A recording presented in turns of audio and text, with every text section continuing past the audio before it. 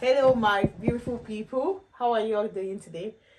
Um, if you're a returning subscriber, thank you for always coming. And my new subscribers, you guys are welcome. And this is also another sit down video. And today, I want to be sharing with you guys something that is so personal for me about my driving ordeal here in UK. Oh yes, I'm going to be sharing that with you. Personally, I never knew I could ever go behind the wheels all my life. I didn't have any business with driving. I never wanted to drive my life because of the trauma I had. So, but in this video, I'm going to be sharing how many classes, the trauma, the challenges I had, how. So I don't know what it is that you're struggling. If you're struggling to pass your driving test or whatever in UK here, just know that you're not alone, my darling. And just also know that giving up is not an option. Like me here, you can draw your strength from me. If actually I can drive here in UK, there's nobody in this earth that cannot drive. Yeah, I said so. Don't worry, you're gonna be hearing about everything I need to say before the end of this video. Yeah, coming into my corner again. As you know, it's your girl Monix, and you're welcome to my corner. Okay, please do not forget to like, subscribe, share, comment, subscribe now. You wish you subscribe, you don't have to pay to subscribe. Okay, thank you for always coming back again. So yeah, let's go into the video points. I'm going to be giving you guys like a little backstory why I never really wanted to really drive. So back then in school, when I was in uni, it was in my final year, and I remember that I think it was during our service or something, and everybody was just checking their service and all that. And I had told a friend of mine to help me check. Not really a friend, a coursemate that also stays around my area. That she was in school then, and I told her to help me check my results. She said I should come myself. This one, that one, and that day, no problem. The next day, I entered bus to my school, and that's it. That was when the big thing happened. Like, I was sitting on the front, and next thing, the driver lost control, and I saw him struggling with the car, and we're just heading towards the bush and all that. Even as a child, I remember also having an accident too, but I was not at the front. Memory did not really. But that child owned it. That child caused me. It was this particular issue. That was my first time. I never really wanted to drive, and I was sat in the front, and then I saw the driver struggling, with the car, and we were just heading into the bush, and I don't know how all of a sudden the car stops. And that day, that gave me a trauma of my life. And do you know what happened? I never spoke to that girl till today. I don't want to know anything that concerns her. I can never have anything to her today, and I will never, I don't have anything against her, but no, I can't have such people around me. So that's why I now had that trauma of not even wanting to drive at all. I was still thinking I was kind of overcoming the trauma. So back then in Saudi Arabia, my husband and I, he had just gone to write his exam in the capital. I think we were coming back from Riyadh that day. So in a car, I was 8 months pregnant. So my oldest son, that's my first child, was a year and some months. A year, maybe 3 months or something, I don't know. So we were just driving, and I was pregnant, and I was feeling sleepy. So, I told you guys that first trauma, I will never sleep in the car because of that trauma. I will never sleep in the car, because for every time I close my eyes and maybe the driver mistakenly turns tire or something, that palpitation, the way I will just stand, like the way I will just wake up. So because of that, you can never catch me sleeping in the car. So, but then it was pregnancy, and I was really tired, and I was feeling sleepy. And I told my husband, babe, I'm feeling sleepy. So you can sleep now. You can sleep. But because of that trauma, I told you guys, I can never sleep in the car. So even as that, I was just closing and opening it, and opening it. And the last time I have opened, because we had just gone out for a long drive. My husband had to write exam, and we came back the next day. We didn't really have a lot of rest back then. So we started driving back, and he was tired, and next thing, I was opening my eyes, and I saw that we were drifting out of the road. I'm like, what is happening here? And I told my husband, babes, what's happening? So God having it, I don't know how it happened. Hey God, I don't know how it happened. You see that gas, My darling. that gas. I don't even want to think about it. But let's say this was the at the end of the day, yeah, we had an accident. And thank God for His mercies. I don't know how he came out from the car. Nobody was hurt. My husband was not hurt. My son was in. I don't know how. I don't know how we were all saved in that car. But yeah, all thanks to God. So those things are what have. You see, when I said I never wanted to drive, but coming into the UK, I didn't have any option but to drive. And I used to say to my friends that if we had come in maybe to stay in a very big city, maybe in a bigger city, don't think I would have driven, because there's nothing that would have pushed me to drive. I would have just stayed, since I can just get bus everywhere and taxis. I can, why not? So I wouldn't have even been compelled to drive. But the town where we are, we don't have. I mean, you hardly see buses, you know, and the fathers, most times I would just want to take my children to school. I want to walk them to school, and next thing is raining. UK weather is something that you can't even predict at all. And next thing is raining. Next thing, oh, rain is beating us and all that. I'm like, what's this thing? And sometimes my husband wouldn't even go to the to walk with his car. The car will just be parked there, and I will call a taxi. There are days that even if you call a taxi, before the taxi gets to you, that means maybe after 9, the kids are ready, and you guys will just, maybe I've finished dressing my kids, so by 8 they're already dressed. But before you see a taxi, because everybody's busy doing school runs, and that's when I told myself, what's all this? Why can't I just overcome this fear that I have in me? I cannot use this fear and put my kids in jeopardy. Like, I have to.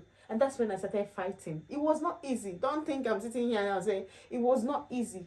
That trauma messed with me. So my first attempt to drive actually was even in Saudi Arabia. That was before we had that accident with with our car. So that first attempt was my husband that was teaching me. He needed to see me inside the steering. I was really a joke. And after that, they told him, please don't bother yourself. I'm not interested. And even when I traveled to Nigeria to stay for 6 months, I traveled to Nigeria to stay for 6 months in Nigeria. My husband like, oh baby, can't you just use this opportunity and learn how to drive? I said, I beg, leave me. I said, I'm not interested. I'm not interested. But you see, knowing what I know now, I actually wished I learned how to drive in Nigeria, honestly. Because if I tell you how much I use, you see, all my driving buhaha, how it happened, I will be saying it in this video the way it is. Like, and I'm sharing it not for anything. It's just for somebody out there. I don't know what you're dealing with. I just wanted to tell you that you're not alone. And whatever it is, whatever trauma you're dealing with in this life, and you just told yourself, I need to get out of this, and you're determined to leave, my dear, you're going to get out of this. It's not going to be an easy stuff, but if you're not determined, it's not going to happen for you. So my first attempt here in UK actually got a manual, because back then it was a manual that we were driving. So, and that my manual was my husband's car. That's what we were using then. So I got a manual tutor that was teaching me. It was so hard for me, because first of all, I remember when I froze on him. I used to freeze on my instructor that whenever I'm driving, that's if someone that's still trying to drive. At the same time, I'm trying to drive. I'm trying to control the clutch. I'm trying to change the gear. All those stuff. It was just a whole lot for me to handle. You know, it was so. There are two things that scares me in this life.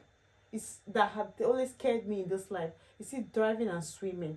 And I told myself, I'm really, really thankful for this kind of environment where I'm actually beating all my fears. I'm so grateful to God and thankful at the same time. So I will always freeze on my instructor. First of all, this my instructor, for every class we had, it was like £30 because it was manual. So manual was always cheaper. It was £30, and I had 13 classes with him. I remember my last class with him, he called me and said to me, I don't want you to be wasting your money. I think that guy was really, really a nice person. I don't want you to be wasting your money. You still have a lot you're dealing with. But then I think that manual is not the best for you. I think an automatic car will be the best for you. And I took that words to my husband. I said, this is what this guy mentioned to me. And my husband said, oh, okay, he can relate. Because I have done 13 classes with him and nothing, no improvement. The only thing I will just do is to change from gear 1 to gear 3. After that, every other thing, that's a struggle. And I also learned how to at least match the brake or anything. But most of the times, I will tell you, I knew that I had experiences where big trucks will be just coming by me. I'll just freeze in the car. I will freeze. And the guy will say, you don't freeze on me like that. You don't freeze on me like that. That's dangerous. I'm like, I don't have control over this place. You know? He was a bit patient about with me, you know. But after a while, I took his advice and I spoke to my husband about it. And that's when we decided to sell that our manual and we bought an automatic car. So when we now bought this automatic car, I had a challenge. The town we are staying in, there's only one automatic driver. That automatic driver with a very nasty attitude. Yeah, I said it. He was the only one in the town I'm staying with that had only automatic. So everybody was learning with manual. I'm like, why? I say, oh, manual is cheap. This one, and people here loves to drive manual. So I said, that means people don't even want me to drive this driving again. So after a struggle, so because it was only one person, there were a lot of people in the queue. So after the struggle, I had to enter the queue. Mind you guys, I forgot to even mention that before you even start learning how to drive here in UK, you have to also go through a theory class. You have to go through a theory, go through theories. So you just get these questions where you have to learn and all that. So I did my theory twice. The first time I went there, my theory, I had just 1 mark passed. Like, I needed 1 mark to get that passing. But no, I didn't. Then the second one, I was about to book for a second. I'm just, people should be calculating all the money. That one, I think then was it 23 or 27 pounds or 29? I don't know. But your shower was 20 something pounds. It's still the same till now. So I don't know if it's 23 or 25 pounds. Nothing has changed. So after my first trial of theory, and I didn't pass. Because you go through theory and you go to practical. I didn't pass. Then the second one, I was not actually reading, because then the little time I had, I was just going to use it and go and walk and all that. So I wasn't really reading. So what had happened was that I was just like, oh, let me cancel it, because every time I wasn't prepared. I said, let me cancel it. By the time I was canceling it, I didn't know it was already late. So I didn't get my refund back. I had to start looking for another date, because you're supposed to cancel at least 3 or 4 working days. I don't know, but then I didn't know there was a bank holiday, 3 working days. So the bank holiday was not included. So that's how that one went. I now booked another one. My darling, this is my driving ordeal in this UK. Voila. I booked another one, and then hopefully God willing, I went and I passed. That's why I said I passed on the second one, but I had to book 3 times. The other one, the money went, they didn't refund me because I did not cancel early. So that third one was the time I now went to write again, and I passed. And after passing, I did not use it. And it was 2 years. You have to use it within 2 years, So I think I just want to talk about my theory ordeal before I will enter. That's what I would have even done first before I enter into practical, because I started with practical. But then anyhow, you guys are still going to catch up with the story. So after 2 years, I didn't use it because I have not still learned how to drive. I got pregnant in between. So I wasn't able, I was too tired. My last pregnancy actually dealt with me, I was always tired. And in as much, I was always tired to go for like class or practical driving or something. So I was always too tired. So it expired. So I had to go and write another one. This is the first time I had to go and book the theory. So I booked the fourth theory, and I went. When I went for the fourth theory, I did not go to the right what did they call it? I didn't go to the right center. Yeah, I didn't go to the right center. That's how I now went, and I lost that money too. Because by the time I finally found my way to the right center, my time has passed. Yeah, they don't joke with time, at all. They don't joke with that. Once you reach your time, I know I begged that lady. I said, please, I had just I didn't know. I missed my road. I thought it was this person. She said, oh, but I cannot do anything about it. With her tiny voice, she said she couldn't do anything about it. I said, just log me into the system. I'm just going to be fast. And she said, no, that's it. That's how I lost that. I booked the sixth one. Is it the sixth or the fifth one? I don't know. But I booked another one. Just be counting this morning. So after that, that's when Nana finally passed, because just like I said, the one I passed before, it expired. So I had to get another one. And my pregnancy was already like 6 months. And I just like said, I always get tired. So I always go and book a class with this person. And he had a very horrible attitude that even if you book a class and you're not able to make that class, you still pay for that class. That's it. You will still pay for that class. So like that, you have to be very, very sure that nothing is coming your way for you to book a class, because you wouldn't want to book a class and you, after booking a class, somebody will just eat the money without doing anything. In this country, nobody dashes anybody money, because you work even to the barest of the barest 1 penny you have, you will work for it. So it's hard for you. Someone that gives you as little as even £10, you have to appreciate, because in this country, all they're easy. At all, or they're quite easy. I mean that it's not easy. So it was so expensive. Then he was collecting 52 or 54 pounds for an hour and 30 minutes class, because he said it was manual. And I remember I did only 3 classes with him. 50 something, but yeah, I did only 3 classes with him because my pregnancy couldn't allow me again. And I begged him and I said, please, can you give me time to just I had another 3 months to give birth. And can you give me time? Once I give birth, I will start immediately. Oh, he said yes, he will. My dear, once I gave birth to my child, and because my mom was around, so I needed to make sure I get that driving. I didn't want to. Now I have 3. 2, a whole 3 in this UK. A whole 3. A short. I said I cannot deal. I needed to. This time around, nobody was forcing me. I was the one pushing myself. I have to get this thing done. Whether I like it or not, I will get this thing done.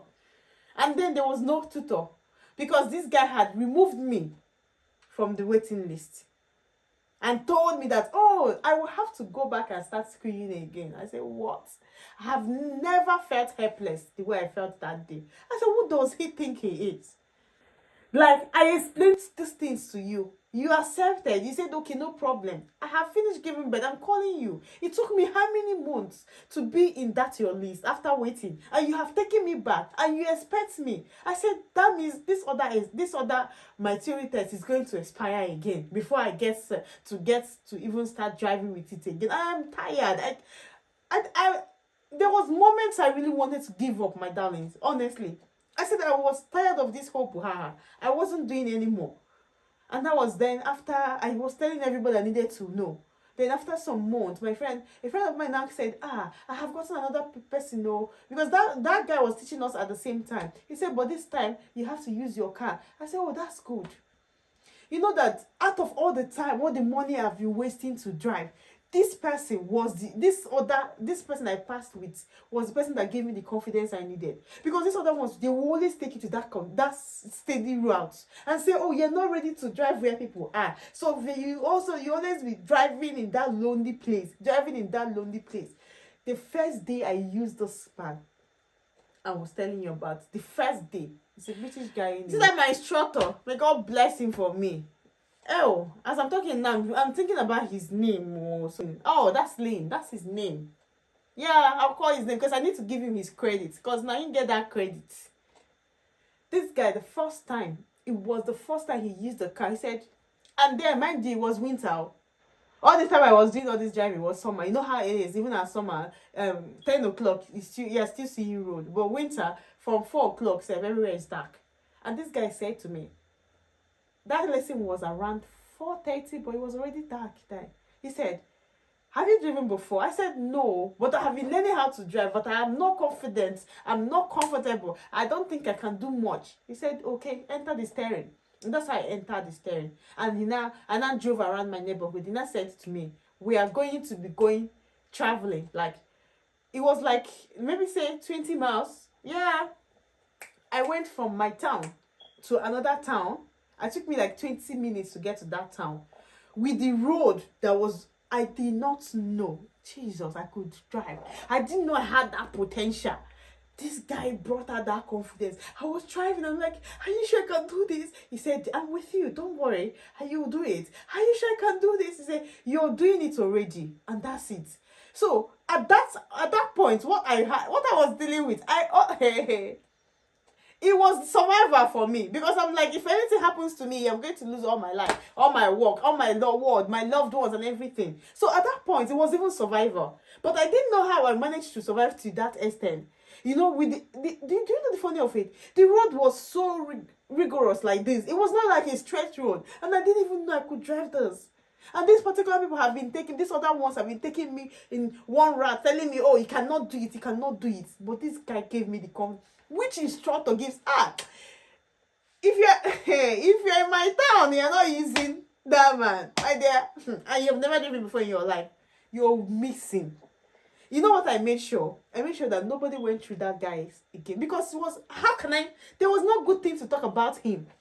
So for every time anybody asks me if there's any, I say, hey, I remember then Darlene will call me and say, my hands are full, I don't have any other way. I say, yeah, you're not serious. You vex me, oh, hey, it's me. Everybody I know must go through you, because you're just wonderful. And that's how I finally gained my confidence. Yes, he was that person that made me gain my confidence, my darling. And that's how I started. I don't know how many classes I did with him. I don't even want to care. The most important thing is that I went and I passed. Yeah, I went and I passed. I don't know how many points I did with him. He took me around the roundabout. He made it look so simple. I thought that this roundabout was so complex and everything. And that's what was really, really my fear. For every time I would go there, I would just freeze. He made it look so simple, honestly. He taught me the patterns and I went through. I went for my first practical test. I did not pass on my first practical test, because just tell me what happened. This guy started talking to me, like the examiner was talking to me. And I remember then that day I was leaving, my husband said, if he starts discussing with you and you're not comfortable talking to him and driving, please tell him that you're not. But me now, I don't want to appear rude. And I went. The man was just staging me. I mean, now, if you know me, you know I like gist. And then all of a sudden I started saying something that was emotional for me. And that's how I just lost it. I was talking about it, the stuff, like tears filled my eyes. Not because of the driving, because of the emotional stuff I was talking to him about. Because I thought, we're already gisting. And guess what, my now is? I passed the traffic lights. And that was it. Immediately I passed the traffic light. This is someone that was gisting me. I even thought that, we're already clicking. He just put down something on his thing. And that was when I gave up, because I already knew it was a major error for me. You know, so when we got there, say, he had two major errors and how many 8 or 10 minors. It was my first time of experiencing. I didn't care. I didn't feel bad about it. But I just felt like probably I would have just not spoken to that man for anything. So what I did, I went back. I would continue practicing. I was practicing. You know, there's nothing like practice though. The worst thing that can ever happen to you is to just, after having your class, you go back and wait for the next day to have class without practicing. My dear, you will continue to pay. There's nothing like practicing. So I started practicing and all that, and small, doing my practice, because I lived in a place that my kids' schools are so close, so I always try to go to school, take them myself, come back, small. I was just doing that practicing at night, where area is quiet. My mom would just take me around and all that. I didn't do that much because it was not always convenient. Everybody is busy. But then what really worked for me was practice. So I don't know if you're here and you're experiencing the same thing.